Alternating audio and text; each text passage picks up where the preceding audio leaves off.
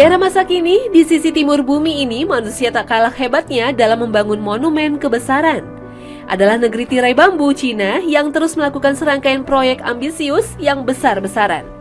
Ribuan komplek apartemen berlantai tinggi dibangun. Zhengzhou, ibu kota provinsi Henan, merupakan daerah perkotaan dengan sekitar 2,5 juta penduduk. Area baru Zhengzhou terletak di sebuah timur laut kota ini dengan desain melingkar dengan dua jalan besar yang paralel. Sejumlah bangunan apartemen dan kondominium mengelilingi dalam lingkaran, sementara bangunan komersial lain berada di luar ring. Bagian dalam lingkaran termasuk Henan Art Center dan gedung pencakar langit yang masih dalam pembangunan. Sebuah stasiun rel kecepatan tinggi sedang dibangun untuk melayani New Guangzhou menuju Beijing. Stasiun ini nantinya akan menjadi salah satu yang terbesar di Asia. Namun nyatanya di Cina saat ini pertumbuhan investasi melambat. Proyek ambisius ini meninggalkan taman-taman, apartemen, mal-mal, dan supermarket dalam keadaan kosong yang memilukan. Kota mati, begitulah orang-orang menyebutnya sekarang. Blok menara kosong hanya dihuni oleh sejumlah kecil mahasiswa, para pekerja, dan security. Pemikiran bahwa mal-mal akan booming dengan populasi 10 juta penduduk ternyata melesat jauh. Nyatanya 1.500 perusahaan dan toko meninggalkannya sejak selesai dibangun tahun 2005 lalu. Kastil Disney dan benteng abad pertengahan ditinggalkan hingga para petani setempat sempat menanam di antara gedung-gedung kosong ini. Dibandingkan dengan era Mao Zedong, memang standar hidup orang Cina mungkin telah meningkat secara signifikan. Tapi kenyataannya terlepas dari dinamika 30 tahun terakhir, masyarakat Cina masih sangat miskin.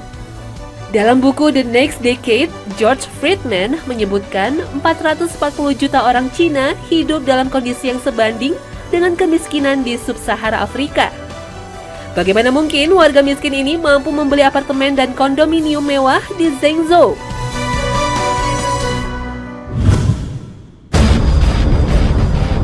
Fenomena kemegahan yang hanya mengejar citra ternyata juga dilakukan oleh negara adidaya Amerika. Negara yang mengaku nomor satu di dunia ini juga seperti Cina, membangun sejumlah proyek prestisius. Namun sayang, ambisi ini tak diikuti dengan kesejahteraan kemampuan ekonomi warganya. Studi kepuasan pembeli dan penjualan rumah di Amerika tahun 2011 hingga 2012 menunjukkan penurunan yang drastis.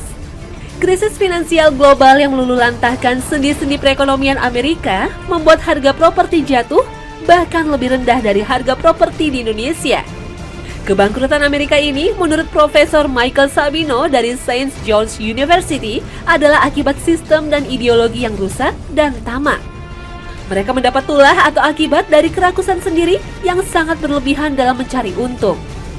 Bukankah Allah telah memperingatkan manusia untuk menjauhi sifat tamak dan berlebih-lebihan? Seperti sabdanya dalam Al-Quran. Ketahuilah bahwa kehidupan di dunia ini hanyalah permainan dan sesuatu yang melalaikan. Perhiasan dan bermegah-megah antara kamu serta berbangga-banggaan tentang banyaknya harta dan anak seperti hujan yang tanam-tanamannya mengagumkan para petani. Kemudian tanaman itu menjadi kering dan kamu lihat warna kuning kemudian hancur. Dan di akhirat nanti ada azab yang keras dan ampunan dari Allah serta keridhoannya.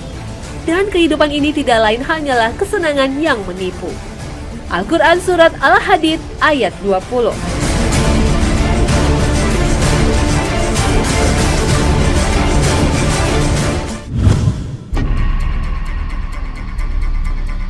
Tak hanya ingin menjadi yang paling hebat, manusia juga ingin menjadi yang paling kuat, hingga harus mengalahkan manusia dan bangsa lain.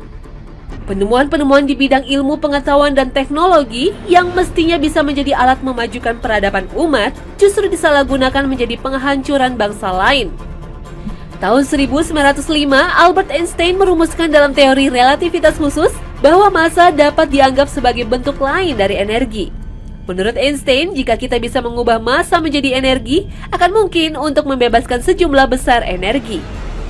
Tanggal 2 Agustus 1939, Albert Einstein menulis surat kepada Presiden Amerika Franklin Delano Roosevelt. Dia mendesak Roosevelt untuk segera memulai program nuklir. Dalam 1 tahun kemudian, Einstein menyesalkan perannya dalam pengembangan senjata destruktif ini. Aku melakukan satu kesalahan besar dalam hidup saya. Ketika saya menandatangani surat kepada Presiden Roosevelt, merekomendasikan bahwa bom atom dibuat. Agustus 1942, selama Perang Dunia II, Amerika Serikat mendirikan proyek Manhattan. Tujuannya untuk mengembangkan, membangun, dan menguji bom atom.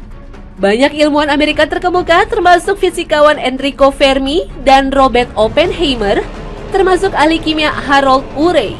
Proyek ini dipimpin oleh seorang insinyur Angkatan Darat Amerika Serikat, Brigadir Jenderal Leslie R. Groves.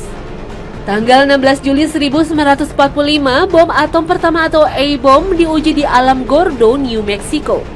Tanggal 6 Agustus 1945, pesawat Enola Gay menjatuhkan bom atom pertama yang pernah digunakan dalam peperangan, yakni di Hiroshima, Jepang. Bom atom ini menewaskan lebih dari 140.000 orang. Tanggal 9 Agustus, Amerika kembali menjatuhkan bom atomnya. Kota Nagasaki, Jepang, jadi sasaran. Walaupun melesat 1 mil dari sasaran, bom atom ini telah membunuh 75.000 orang. Sungguh kekejian yang tak bisa diterima hati nurani. Sungguh keji jika niat untuk kejayaan diri sendiri dengan menghancurkan bangsa lain. Semoga Allah menjauhkan kita dari sifat keji dan aniaya ini.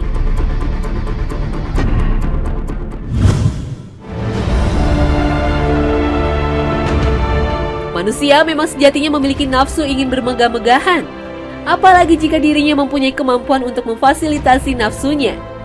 Harta, keturunan, dan kekuasaan adalah pemicu dari sifat manusia yang ingin hidup bermegah-megahan serta memamerkan dari apa yang dia punya. Pada akhirnya, manusia akan menjerumuskan dirinya kepada sifat tidak bersyukur dan sombong. Manusia menjadi lalai akan ketaatan kepada Allah Subhanahu wa Ta'ala. Disinilah peran setan dalam menghias-hiasi manusia untuk menjauhkan dari Allah Subhanahu wa Ta'ala.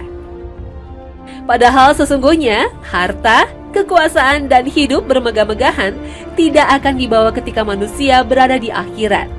Amalan baik dengan cara bersedekah dan senantiasa bersyukur sejatinya merupakan tabungan ketika manusia masuk ke alam akhirat. Peristiwa ini sudah tertulis dalam hadis Rasulullah SAW yang diriwayatkan Muslim. Dari Qatadah, dari Mutorif, dari ayahnya ia berkata, "Aku pernah mendatangi Nabi Muhammad SAW membaca ayat, sungguh bermegah-megahan telah melalaikan kalian dari ketaatan." Lantas beliau bersabda, manusia berkata, "Hartaku, hartaku." Beliau bersabda, "Wahai manusia, apakah benar engkau memiliki harta? Bukankah yang engkau makan akan lenyap begitu saja? Bukankah pakaian yang engkau kenakan juga akan usang? Bukankah yang engkau sedekahkan akan berlalu begitu saja? Tidak ada satu keburukan pun yang dapat menjauhkan dari surga kecuali yang telah diperingatkan oleh Rasulullah." Barakallahu fikum.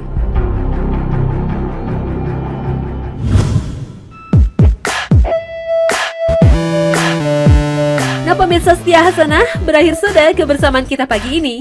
Jumpa lagi esok dengan informasi yang menebalkan keimanan dan meluaskan pengetahuan kita. Wassalamualaikum warahmatullahi wabarakatuh.